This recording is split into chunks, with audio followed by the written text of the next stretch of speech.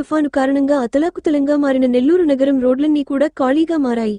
Collector ఆదేశాల మేరకు ఎప్పటికప్పుడు ప్రజలకు ఎటువంటి అసౌకర్యం కలగకుండా తగిన చర్యలు చేపడుతూ కాలువలు పూడిక తీసి వర్షం నీరు నిలవకుండా తగిన చర్యలు చేపడుతూ తమ సిబ్బందితో పర్యవేక్షిస్తున్న కమిషనర్ నందన్. ఈ విజువల్స్ మీకు అందిస్తుంది 7 టీవీ ఛానల్ నెల్లూరు. మరిన్ని వీడియోల కోసం లైక్ చేయండి, షేర్ చేయండి, సబ్స్క్రైబ్ చేయండి, గంట సింబల్ను క్లిక్ చేయండి.